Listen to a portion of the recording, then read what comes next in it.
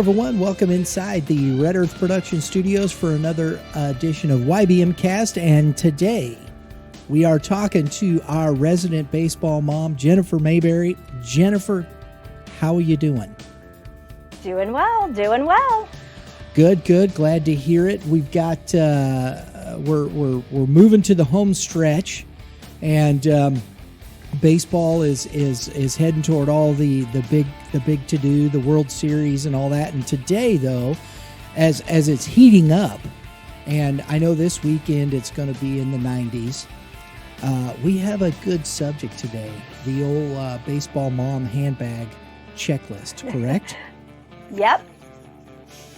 What are we missing? Oh gosh, they actually make fun of me because my bag is prepared for March baseball through July baseball. I don't do two bags. I don't change it out. I keep everything in there because it's St. Louis, and whatever the weather is last weekend, it's probably not going to be that next weekend. So I just come prepared for all of it. I have lots of things.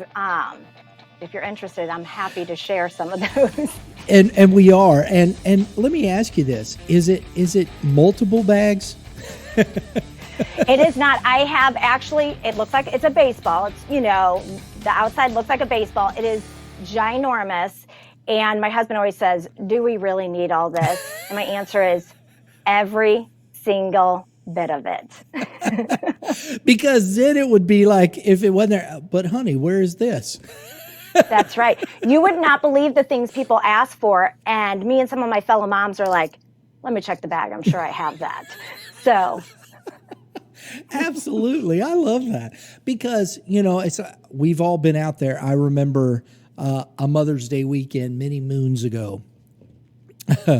We're playing out at Woodlands in in a Mother's Day tournament. And we ended up, there was rain delays and this and that. We're playing like at, 9 o'clock at night, going into it starts late, and it's just freezing cold.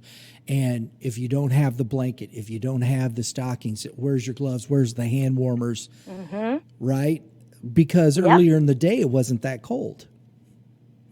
Exactly.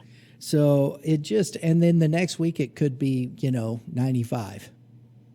Absolutely. It's St. Louis. I love that stuff. So let's talk about it. Let's start your list. What are the essentials that you put in? Okay. Essentials.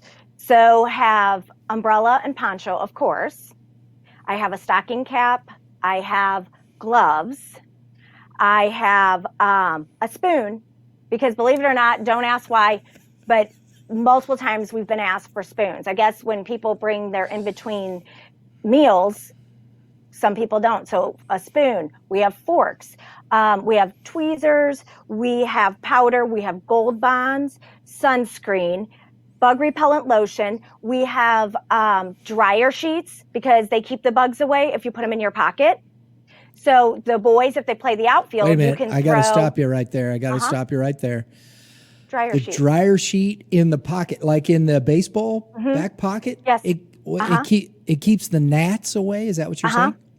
Yep. I've never heard that before. Before. Like you rub it on your arms, your body. The boys can really quick on their clothes, shove it in their back pocket, and it helps to keep the gnats and bugs away. Yep. There you go, folks. Please continue. Yep. I'd never heard that before. Yep, it's crazy. I got to think about what else. So we also have, your regular first aid kits. So you're going to have your Band-Aids, and you're going to have your ointments and your eye drops because you get dirt and other things in your eyes. We've got tape. We've got a ice bag, the cold bag that you can use. We have stuff because if you get bloody nose, they have those cool things now you can get on Amazon. You shove up the nose, stops the nose bleeding. We have Tide sticks just to get the blood, just so it doesn't set, because everyone picks white uniform shirts or pants for some reason, because those are so simple to get clean. Let's see. I think we have Spark. I always keep Spark in mind because the plan is to be at the ballpark bare minimum 12 hours on a Sunday, right? Right. Or 8 hours, 6, whatever. You want to be there all day is the plan. So you got to have Spark to keep moms and coaches going. And then, of course, rehydrate, because you have to, in the summer months, keep the kiddos hydrated and replace those electrolytes. So, and of course, a blanket. And I think, yeah, that's probably, I bet if I digged, I could find more, but off the top of my head, those are all the things that we keep in my one baseball bag that is protruding out, and I just shove and shove. So that's a good list. I think, and it's interesting when you bring up a blanket. I know my wife, you'll be going through the day, it's hot and whatnot. If the sun goes down and a breeze comes up, she'll get chilly. I'm like, yep, honey, how can you? The wind is and because she's wearing shorts and a tank top or something, and the wind is blowing, and she gets cold. So I think it's very interesting, and she puts the blankets over her legs on a summer night because the wind is blowing. Yep, it can start out warm and get chilly. Got to have sweatshirt, tank top in the day, sweatshirt in the evening. There you go. There you go. Let me ask you this: when you're searching out, where are some of the best places to go to get items that you're talking about? I know you talked about Amazon. Do you just look at the local sporting goods? You going online? What are you doing there? Do a little bit of everything. So wherever I find the best price. Sometimes I want it to be the small, things. So sometimes you can find it at Target, Walmart, in the dollar aisles. Sometimes I get like the nose stop bleeder things. I don't know what the name of them are. Get those off of Amazon. Just anywhere, wherever it's got a good price, where I can find the smaller ones to keep together in my bag. And then, of course, like my Spark and Rehydrate, I get through Advocare. But yeah, I shop around. Whatever is the best, that's what I do. So when you're talking about a first aid kit, what are the things that you're looking for in your first aid kit? So I have a little plastic one that I keep. And so I want to make sure that I have just about everything. So they need to be small. And I constantly, those do get refilled each year because obviously things expire, like your small sunscreens or your ointments or the eye drops. But so in my first aid kit that I do have a little ice pack, Band-Aids, the nose bleeder stoppers. I don't know what those are called. I can't think off the top of my head, but that works. Eye drops, and then tape. And let's see, what else? I think that for the first aid kit, I have tweezers in there, little scissors. If I had a suture kit, I would probably put it in there, or if I had liquid glue, because we would just glue some stuff back together, because the goal is, let's fix it, let's get back on the field. So rub some dirt on it. You'll be fine. And it's funny because you might get a little cut here and there, and that glue glue works great. It does. It does. Mm-hmm. I mean, what else you going to do? As you said, I personally would rather have the glue because I don't want the needle around me. That's just me. Well, there's a funny story to that. I am a mother of 3 boys. Mm-hmm. I don't do blood. I don't do blood. I can't do blood. I can do all kinds of other things. I can do snakes, worms, spider. I don't do blood. So if there is any other standing, breathing adult around, and even if it's one of my kids and there's blood, I'm like, you have to do it. I can't do it. And so one of my fellow baseball moms, Gina, she knows I got this because I'm not doing blood. I'm not going to do it. It's not happening. Not even for my own kids. So, So, and as you're going through the season, you have to restock and replenish, I'm sure. And how often are you checking the bag? You checking it every week before you go out of town, make sure everything's in there? Do you ever unload the bag and then reload it, or does it just stay loaded? So stays loaded, except in between spring and fall, I will do a clean out, because sometimes there's seeds in there, they get open, they're all over. If a lotion explodes, it's pretty nasty. So I do in between seasons clean. What I do, because this is just my way of doing stuff, if we use the last of something while we're at the fields, pull out the cell phone, I put it on the list that, replenish. So I know that we use the last eye drop or the Band-Aids are low or whatever. So I have a list on my phone. And then when I hit the next shopping trip to Target, which, gives me a reason to go, I can go check the list and then I check them off as I buy. So, and those go back in the bag, but it gets cleaned about twice a year, like cleaned. But so much stuff just gets put in there otherwise all season. Is it good to have multiple moms doing all this? Do you get together before the season and talk about these things? Or is it just each mom's doing what she's doing and everybody has, when you're in need of that, there's somebody there? Or is it a coordinated effort?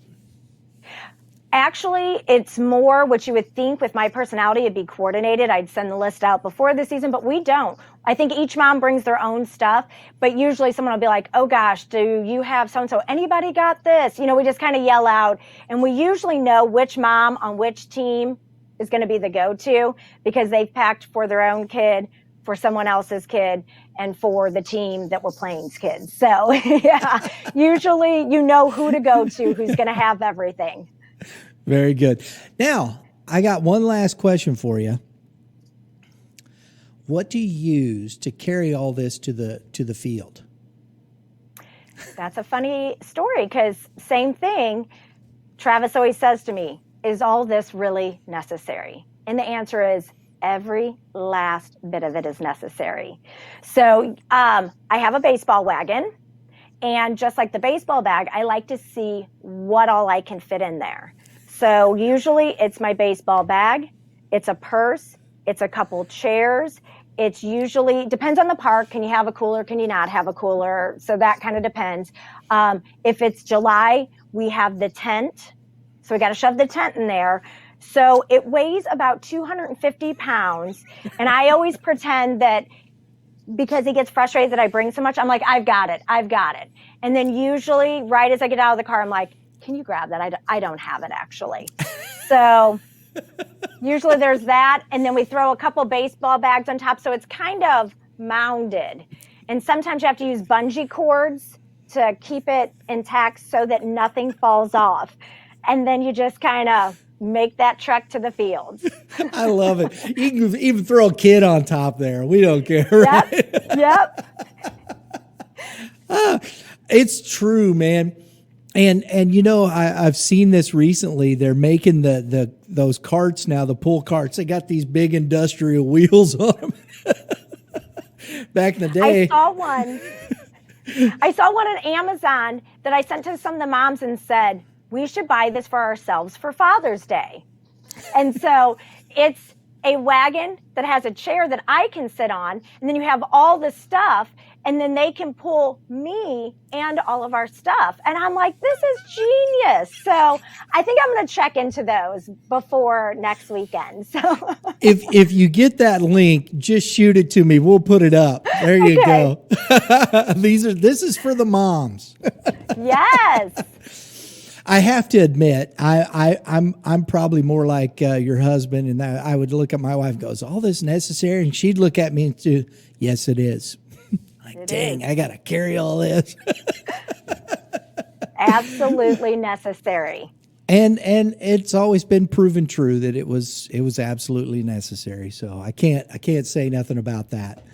Jennifer, as always, a pleasure. That was a lot of fun. Thank you for taking the time to go through the mom's handbag checklist.